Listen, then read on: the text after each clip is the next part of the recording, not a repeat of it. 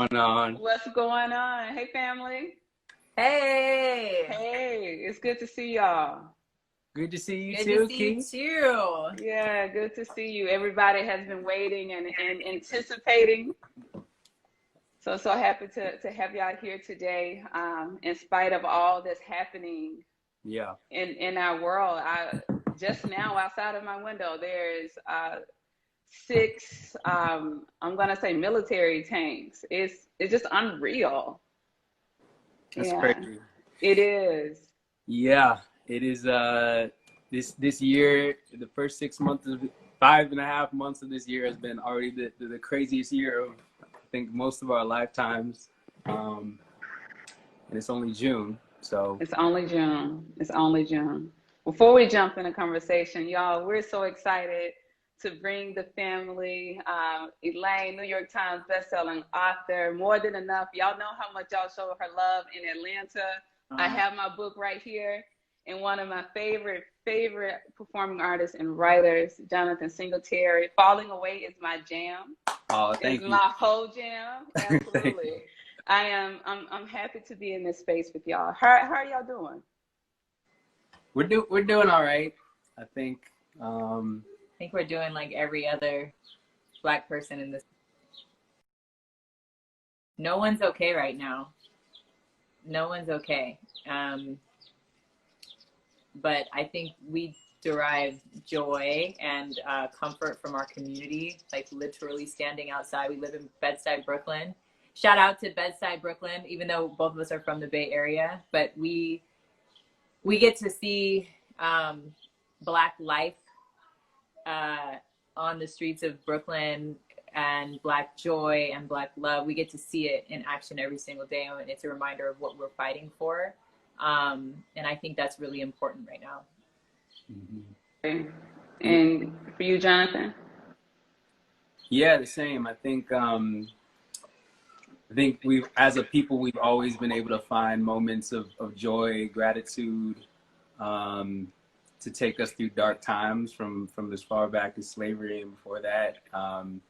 Whether it's through song, through music, through community, like Elaine said, like we have a lot of practice, ancestral experience in just trying to find ways and reasons to smile, to laugh, to worship, to praise, to dance. And I think that's really, really important now and will always be important. And I think it's part of the reason why we're still here, why we thrive as a people. So yeah, it's ups and downs. We find our moments of joy and gratitude and laughter when we can. And then we, there's the moments of sadness, of pain, of hopelessness at times, but then it's balanced out by action and community and inspiration and the motivation to really do things to make everything that we're seeing that's wrong better. You all mentioned the ebb and flow. I think 2020 has been peaks and valleys, and I don't know if we can hold on to as many peaks.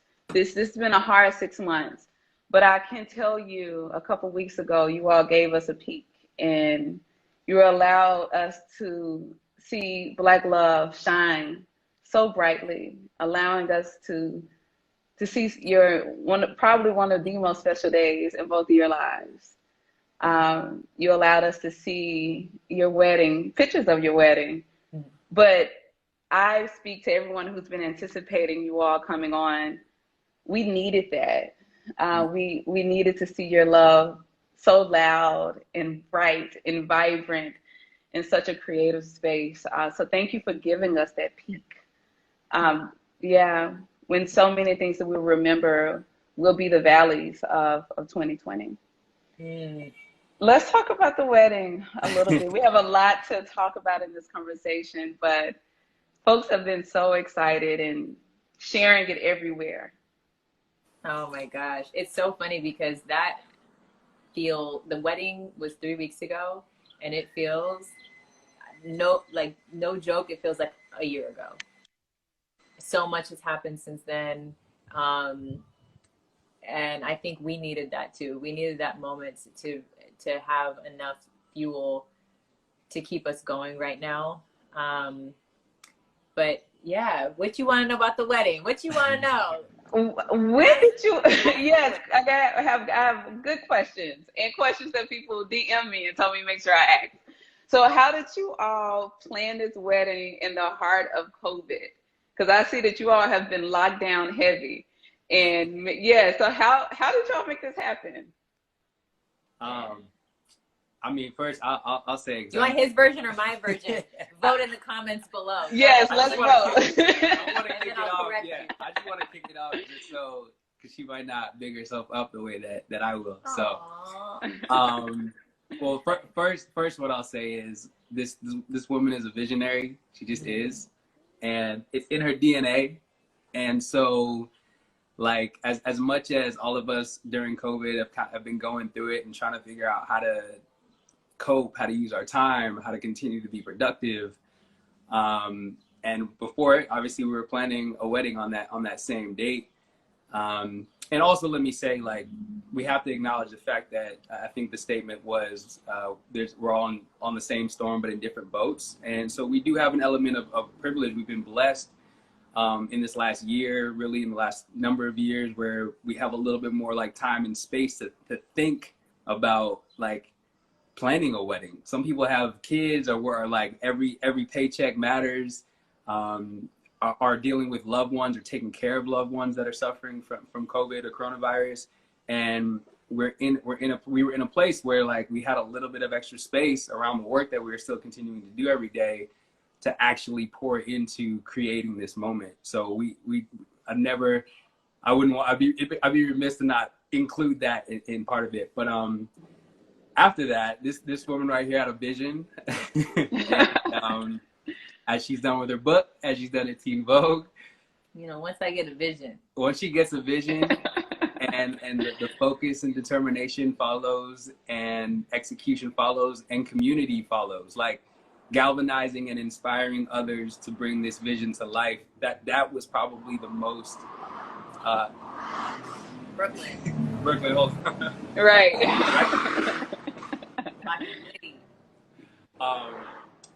That was probably the best part of it. I mean, our people really came around us and were like, we got you. What do you need? Elaine is like, we need to solve this problem, this problem, this problem.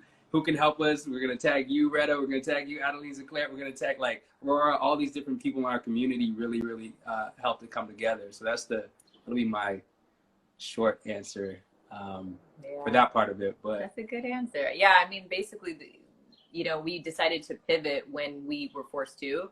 I mean, we really dragged our feet on making a postponement announcement because it was painful, and I had to realize what is it that I had to think about and sit with what I'm really struggling with here. And I recognized that it really wasn't, the idea of losing out on the big dress and the pomp and circumstance of it all. It was the fact that I felt really, we felt really married, if you will, to our date. We had a long engagement of 3.5 years, and we've been together six and a half or something years.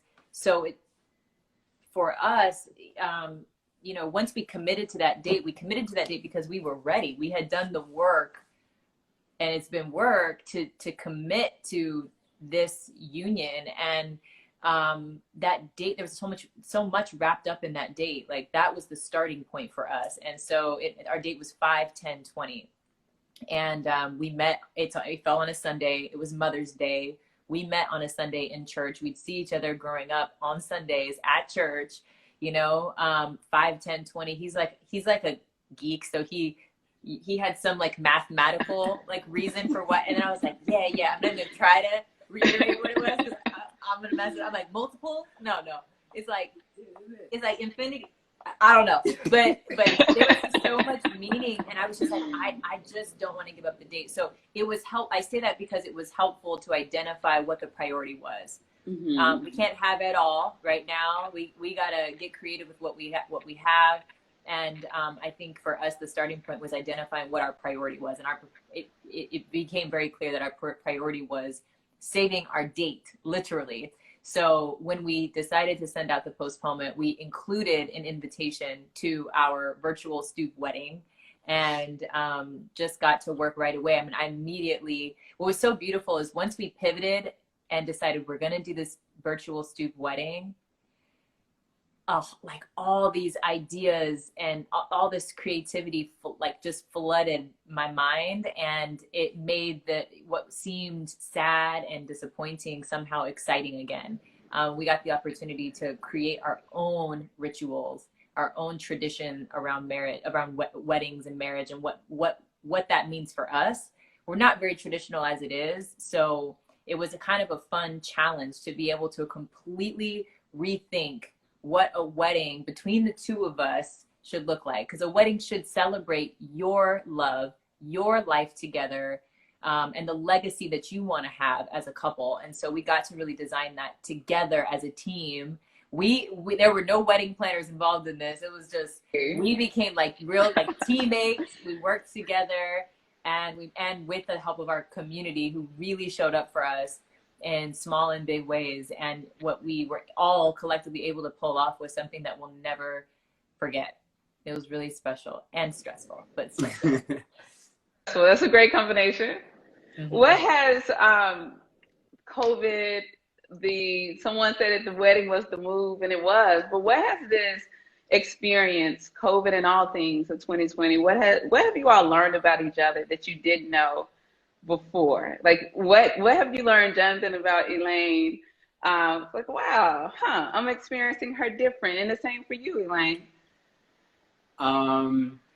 I mean, like Elaine said, we've been together for 6 years now, so like we know a lot about each other. We like really, really know each other. We are like really, truly friends, like best of friends.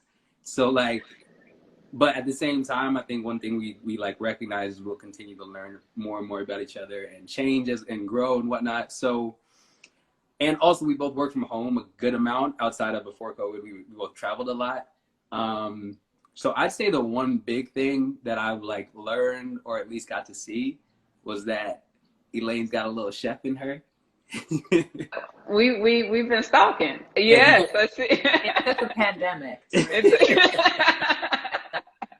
I got lucky because he got lucky actually that this emerged right before he got a wife. You know what I mean? Now he got a wife who can cook. Right. But now I got to commit to that. Now I've already revealed that I'm capable. Now I have to commit. Yeah.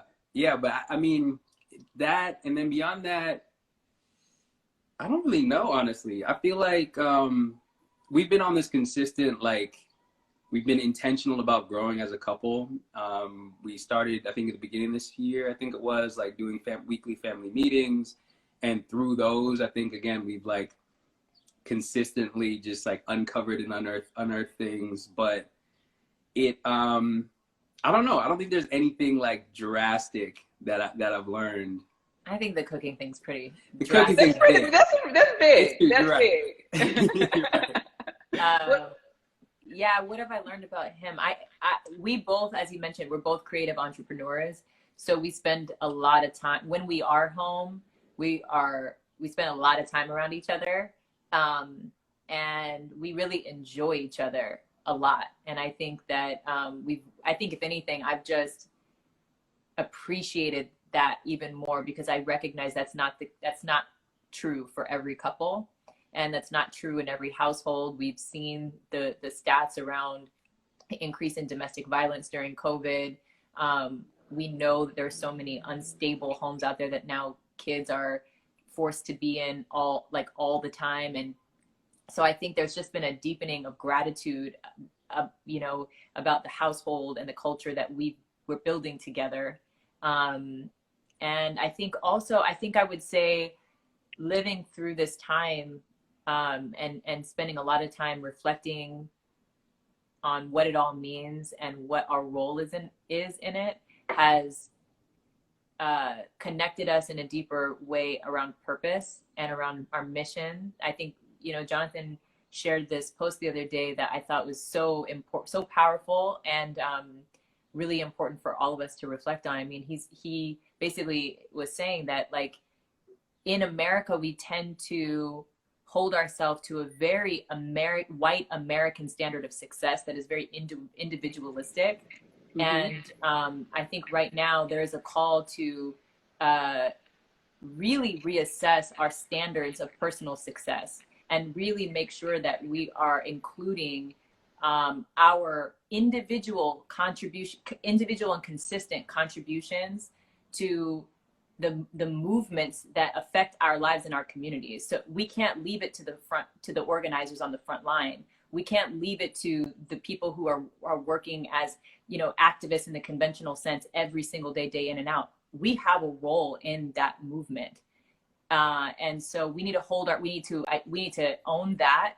We need to create goals around that. Like we have like our financial goals, our fitness goals. We have, goals in terms of some of our relationships and, what we want as a couple, but we need to make sure that like social justice, social advocacy is a part of that. And we have goals that we're working towards that are specific and that we can hold ourselves and our community accountable for. So that is something that I think has shifted, because I think we individually have like had our own missions as it relates to advocacy, but I think now we feel really aligned in that, and we feel like as a married couple,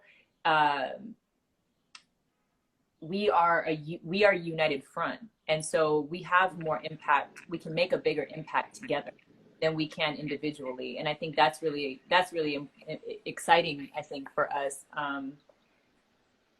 So yeah, I think, and yeah, the last thing I'll say is like, people always ask like, has anything changed since you've been married? Does it feel different? Does it feel different? And I'm like, no, it doesn't actually feel different for us because we've lived together for so long. We are best friends. We've been together for 6 years. We've done so much hard work on our relationship to get to this place of intimacy and connectedness. But what I realize now is the responsibility that comes with being a unit, and the responsibility to our community, and the role that we play in our community, and what it means for when we have a healthy union, then we can contribute so much more to our community. And I never really thought about that. I've always thought about like selfishly about like the success of our relationship impacting our individual lives, but it's so much bigger than us. It's so much bigger than us, and other people are watching. And I don't mean public. I don't mean like the people out in the internet world. I mean people in our day-to-day lives and how we treat them, how we show up for them, how we hold them accountable, how we ask them to hold us accountable. Like it's something has shifted as it relates to that, I think, for us. Yeah. And you bring about a good point about how you all, with social justice and activism, how you're choosing to show up in the world as a unit, and how you're choosing to use your individual voices. One thing I've observed on your feed, Elaine, is that you're really calling and pressing upon people that, we can't police each other's emotions or police each other's response on how we're active, how we're engaged at this time. And Jonathan, I noticed for you, you're convening people for prayer. And so I see the individual efforts to make sure. For you, Elaine, it's like, no, you can't tell people how to protest and how to be and how to feel. How did you all come to a conscious decision with how you wanted to show up, or was it just a natural impulse? What stimulated your individual activism, and then what shared beliefs do you all have about activism? Yeah, we definitely over the years like had conversations about like I know there have been times even when Elaine, because she does have a large platform and people that are paying attention and that Teen Vogue and whatnot, and there were at least perceived expectations about like how she should show up, like whether she's supposed to be the exact type of activist that like Brittany Pagnett is, or like these other people, but and she felt that and had to like process those things. And then in our conversations, I think it was always like we need to play our role in this larger picture. Like what Elaine has like gives to young Black women, the way that she's fought for positive images of people of color, LGBTQ communities and whatnot through her work and whatnot. Like whatnot, you like that word today? I do. um, all of that work, all of that work is also like centered on this like on her organic being of like spreading joy, empowering like each other, sending empowering messages, being able to see yourself in order to be able to like dream beyond what you thought was possible. And they come from a really like personal, authentic place in her. And she can't help but be that. And she's always been that. So even if it's like a picture of her enjoying life and living her best life, and she's like, okay, but this is difficult right now to share, but I feel like somebody needs to see this. We have to like stick to that and trust that God has given us something on our spirits that we uniquely need to give into this world. So I think that's kind of been like the backdrop for leading up to this moment, including the wedding as well, seeing how that's impacted not only our like broader community, our family and whatnot, but the community out, literally our neighbors, because we did something our way. We did something that was like really true to our spirit. So carrying that forward, I was, Elaine encouraged me to do something. She encouraged me at some point during the pandemic, like play songs on guitar, sing a few songs, do something. And I was like, I don't really want to. I don't feel like doing that right now. I'm in writing mode. And I did it once, and it felt, honestly, I didn't love it. I didn't love the way it felt to me. But then I got these messages. He pouted. He was like, you made me do that. I didn't want to do that. And then I think sometimes you need somebody to push you out of your comfort zone to share your gifts. That's love, Those right? gifts are not for you. They are for the world. So get out of your own way and share your gifts. Jonathan, you play the piano beautifully. People are stressed in an unprecedented way. They need your gift. So get out of your way and play it. And so then came Monday nights piano and prayer, which he's been really committed to. Yeah, but at first he was not feeling like it. And I think that's a universal feeling. That's normal. We don't always talk about that, but that resistance is real. And that's where partnership and like your support systems come into play. And I think that's also something that I have learned, or maybe that shifted a little bit in me about marriage, is like, all right, this is my partner. God put this woman in my life for a reason. Listen to her. Listen to her. For real. Even if you don't feel like it, even if I'm like, I'm insecure, I feel like I'm unprepared. I need to like rehearse this before I go on it. Like she says, do it. Like, just try it. Just see what happens. This is your part. This is your like significant other, significant for a reason. So in doing that first one, it kickstarted this thing. I was like, all right, it's not that bad. And then I kind of massaged it and found the thing that's now really like a really important offering for me. And it's a blessing to me and a blessing to bless whoever joins. And so amazing. And that positive feedback loop is like positive momentum. Yeah. And that's what, she does that. She acts, she's like, I got a thought, that she has her own things that maybe like has her own blocks and whatnot, but for the most part though, like she does the things that come into her spirit. So, but I'm really good stage mom. I just want to say that. I mean, I need to be pushed out of my comfort zone, but I'm a really good hype man. Like, and that's my role. I'm just like, do it. And then like fix your, fade. Like, do you have moisturizer on? All right, now when you look at the people and talk, like I'm just like micromanaging, right? Like, curating, editing the situation. But I was playing one time. She's yelling from the background. She's like, "Commit!" I'm like, "Babe, I'm in the middle." It was holding back. I didn't know what to say. That is what you. Now she pressed upon several good points that I hope we all heard. Is that it takes people who love us to push us because they see the gifts.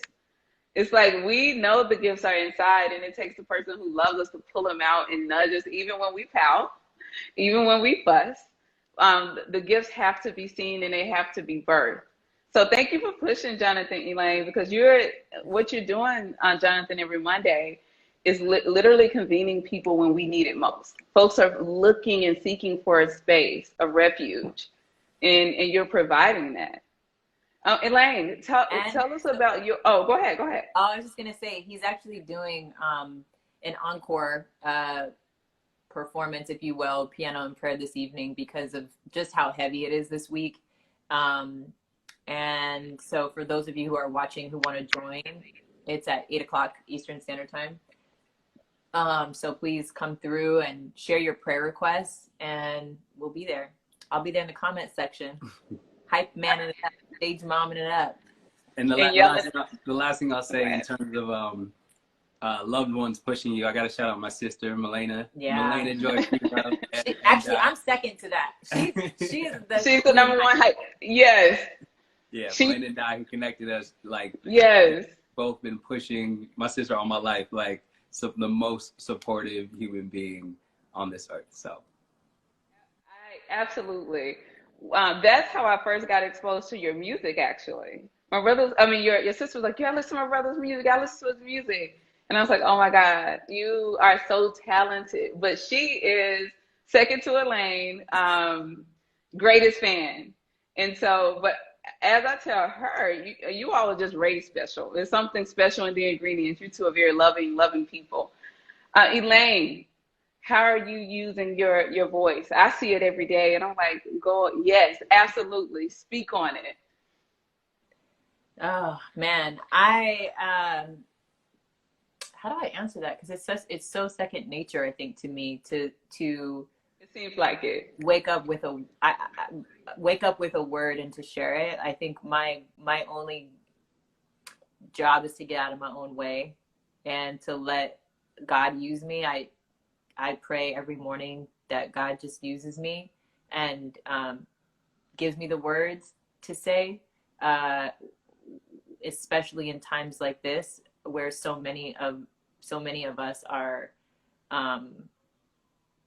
maybe don't have the words to say, to speak what's on our heart. And honestly, you know, this has been a difficult time for me to even find the words. And it actually took my brother, since we're shouting out our siblings, my brother actually reached out to me and asked me for the first time. I didn't even think my brother follows me on Instagram. He's like not even an internet person.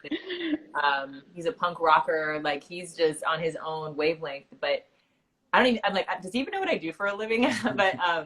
But he wrote me and he said, hey Elaine, when you can find the words, I really would encourage you to share them, because I think people need it right now. And people listen to you and they respect what you have to say. And I was just like, for my brother to say that to me, it just really grounded me and gave me a purpose. It gave me a sense of purpose at a time when I felt like there was a lot of noise, and it was just so much easier for me to turn it all off and to go inside and to hide in my own feelings.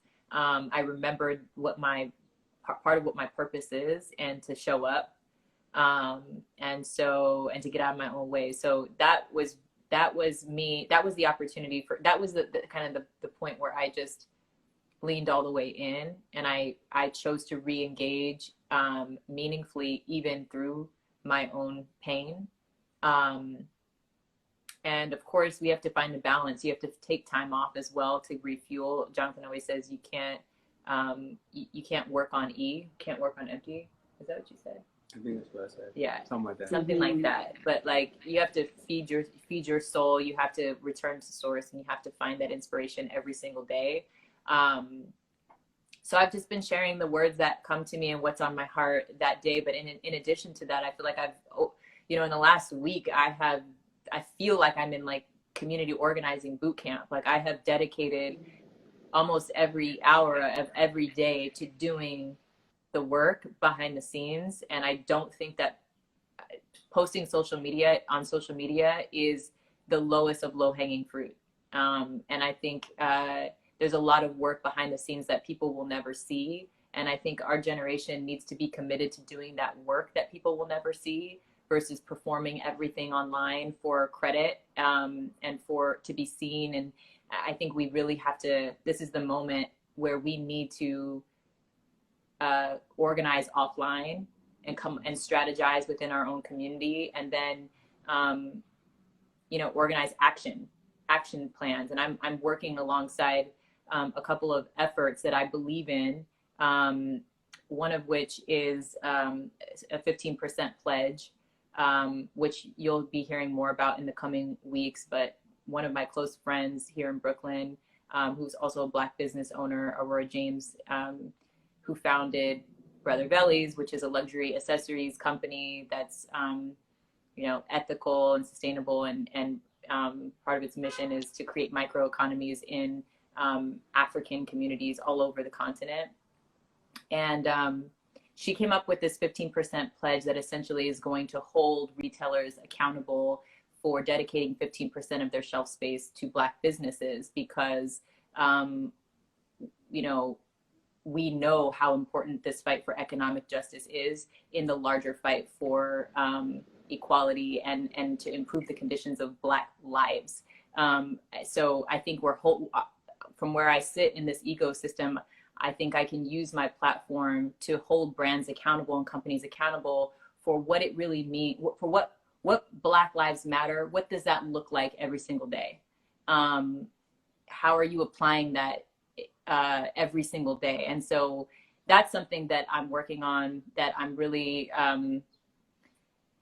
I believe in. I believe it's important. And then simultaneously, I'm also helping to amplify and support the work of Campaign Zero, which just came out yesterday with their 8 Can't Wait campaign, which you can read more about it on DeRay McKesson's page, on Brittany Packnett's page.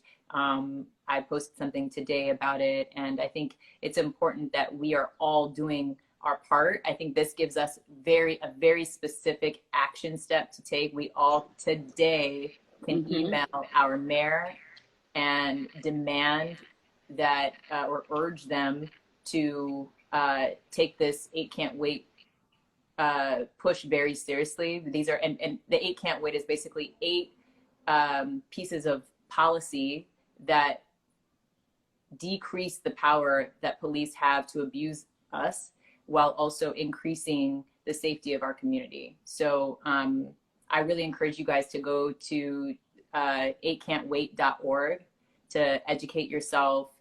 It's all, this approach, this strategy is rooted in data, and data that's been collected from people who've been organizing around this effort since Ferguson. And they have the most comprehensive database around this issue that's leveraged by the New York Times, by Washington Post, you name it. All the stats that you see around this issue come from Campaign Zero, and Campaign Zero developed this strategy, this action plan that we all can participate in today, and we can activate our communities today. So send the email. I spent a lot of time today just sending emails to people to take the action of just sending the email to their mayor. And that's how change happens. It's sort of strange, like in 2020, we're so digital, our lives are so digital, and yet the way that you enact change is actually quite pedantic, or quite, like, you know, like archaic. You know, you gotta call. The technology hasn't met. It hasn't reached that point. They haven't married each other. Yes. No, you got to send emails. You got to call. Make phone calls. That's how change happens. And another thing is, change happens with community and folks getting behind missions. And you mentioned a good point of, this is not a time that the movement can be about you and the individual things that you want for yourself. What advice do you both have for people who feel a sense of, I don't know where I fit in this thing? Because there has been somewhat of, I would call it an intellectual divide. Folks who shun people who protest, and folks who are labeled as looters, and those who feel that that is just vehemently wrong. What advice do y'all have to the community at large for that divide? And then secondly, for people who don't know where they fit in this space and what they can do? Yeah, I think like there's so many different ways that progress is made, the progress happens, should I say. And like Elaine's talking about the email campaigns and the contacting of mayors and elected officials, but also we went out and we protested. And it's something that, you know, she was like, we really want to get out there. I'm like, as the protector of the household, I'm like worried about safety and whatnot. But I also recognize that, like, after praying about it, I'm like, let's get out there. There's something that a protest does different things for different people, and does something different things for a movement. So there's the demonstration, the outward showing of concern, care, outrage, pain, and even the extreme of it. Sometimes we were talking about it, and I was like, the people that are rational and logical, and they say looting is not productive, violence isn't productive, which might be true, but it's a consequence.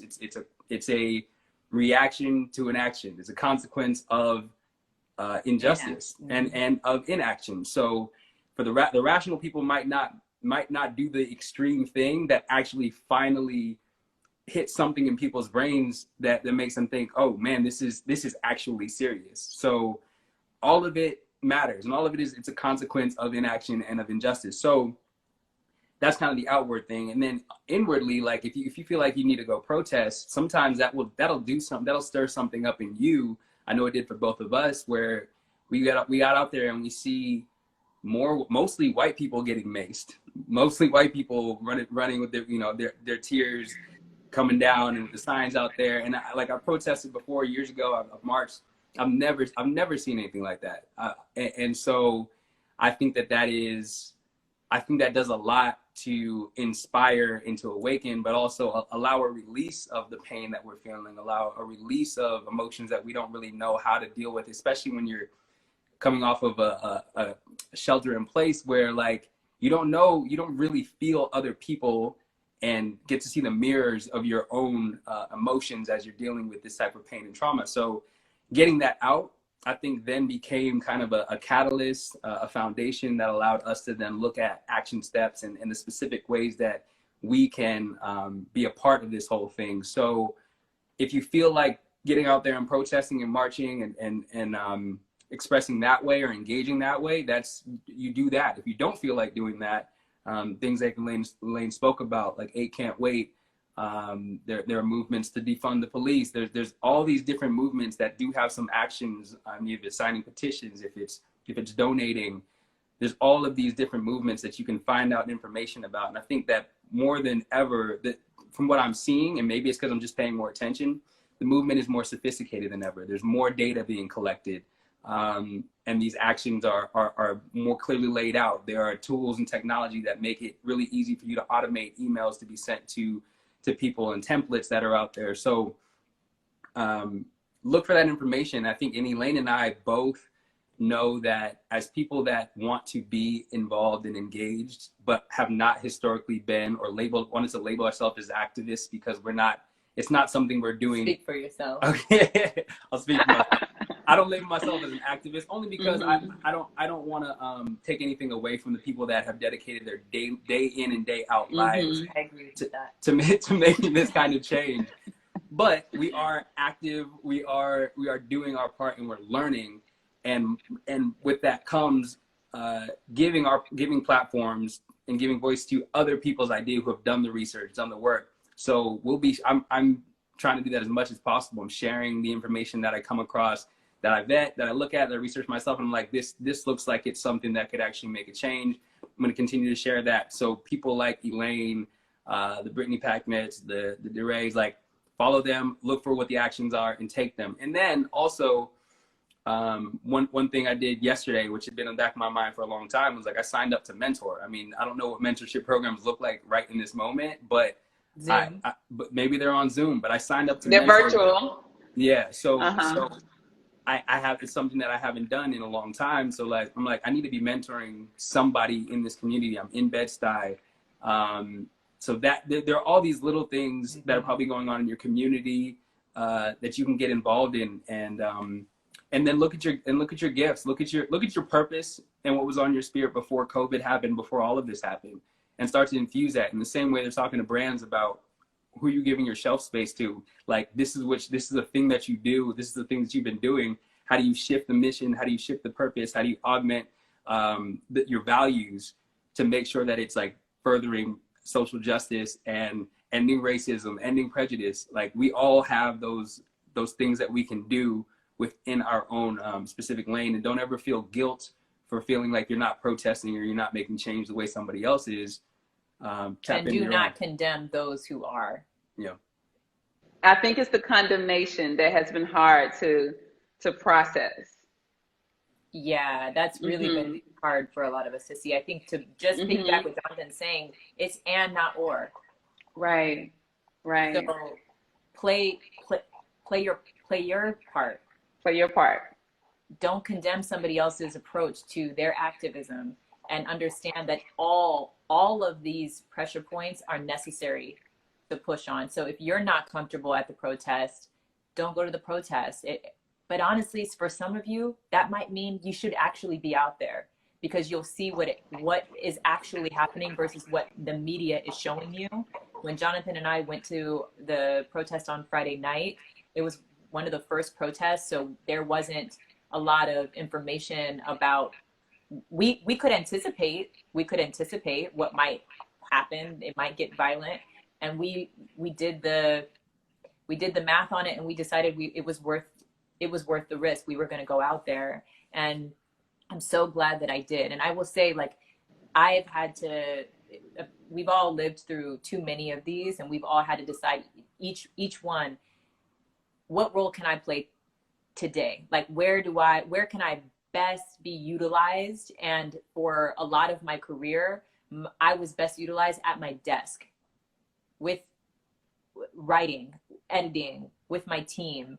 Um, but in this case, I felt personally convicted to physically be out there on the front lines, to be a part, to experience that energy firsthand, and and I found it to be therapeutic, cathartic. I felt I went out there with the intention of being one of the loudest voices, and I actually found myself completely silent when I was out there, because I recognized there were so many white people out there who were screaming for me.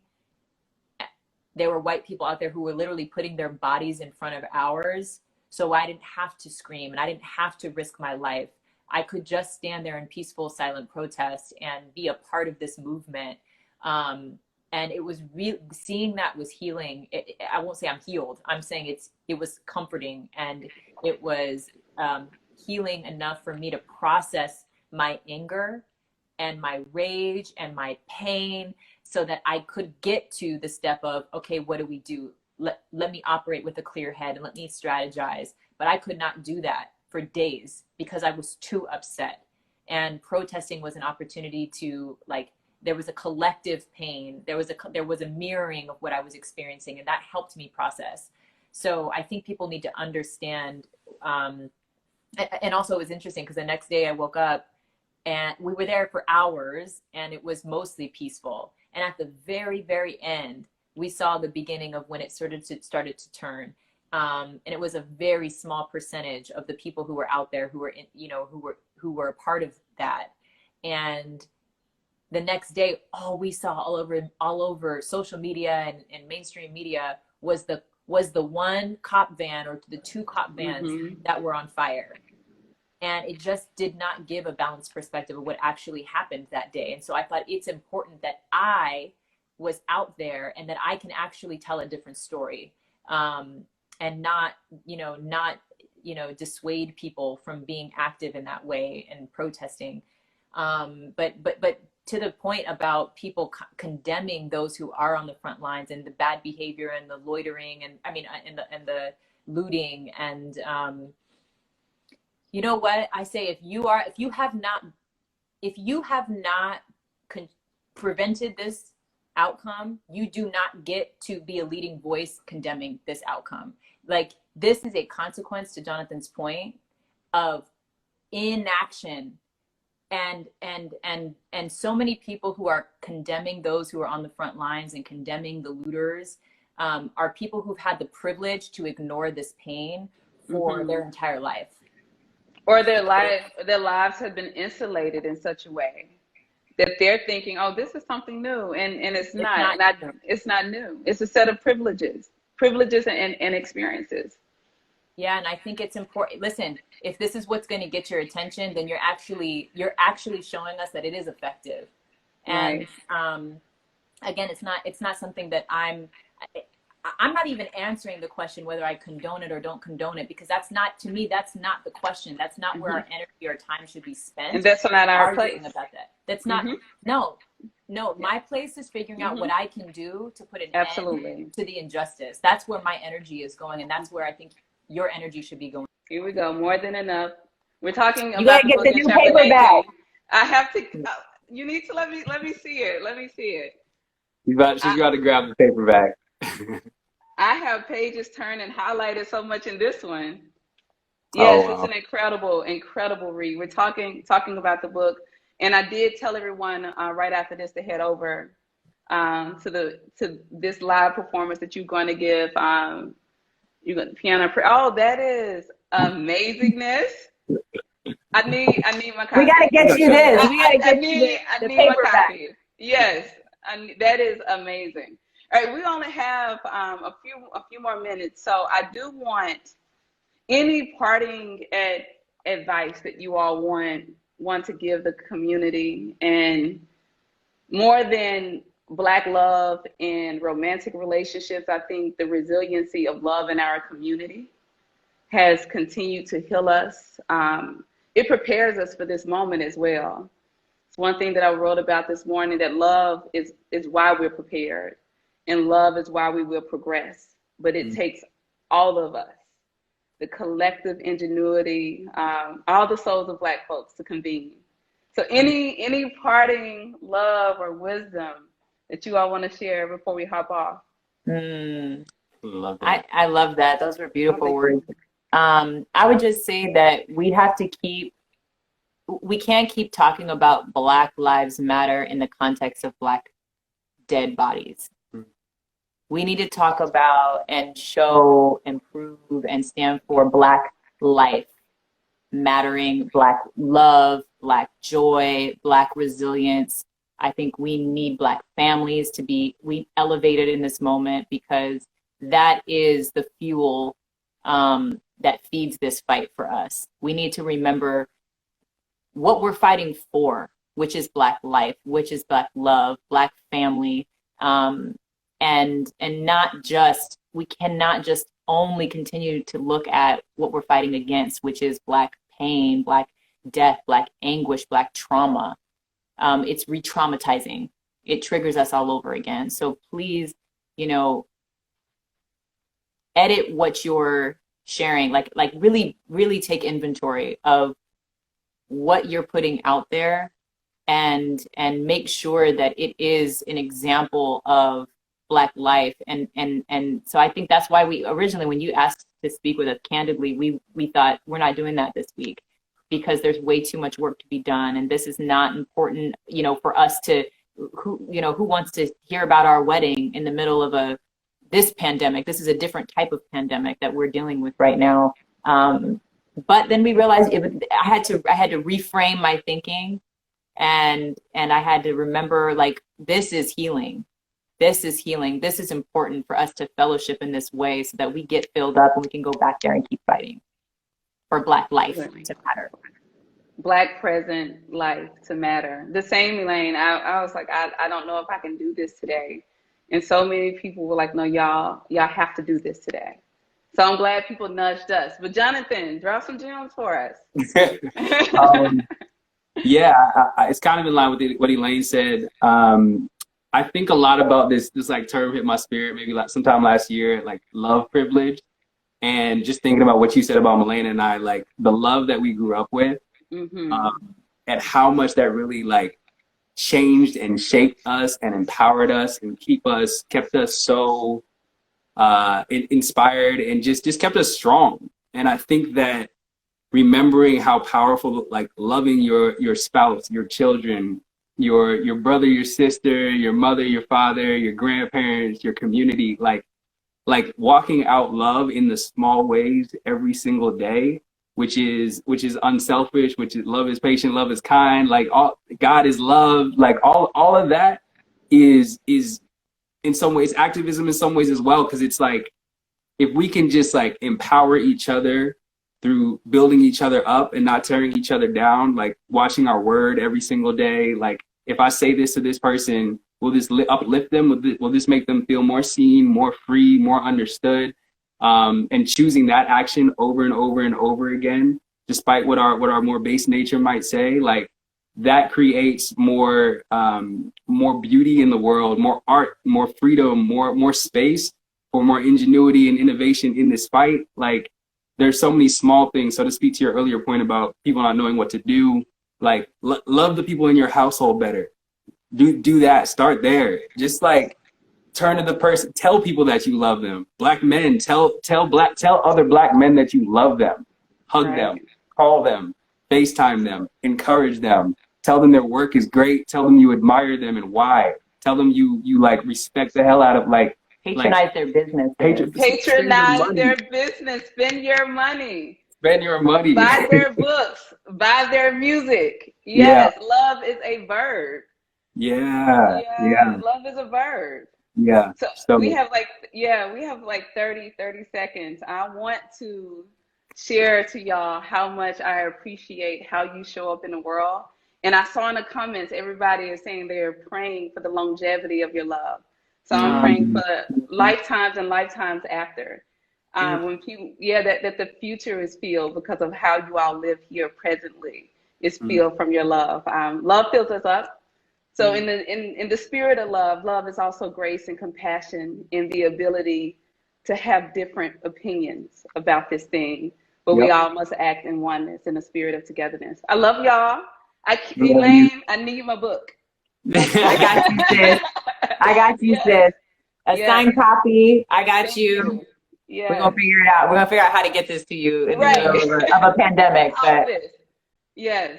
Thank you for creating this opportunity. Yeah. Thank you. And thank you everybody for joining. I wish we could still see the comments when they if you save this later, but I know you guys are sending a lot of love. We see all the hearts. So. It's so much love. Thank you all. Thank you so much. You're an amazing moderator, by the way. I told you that before, but I'm usually in that role, and I respect it. You came correct, and thank you so much for creating this opportunity for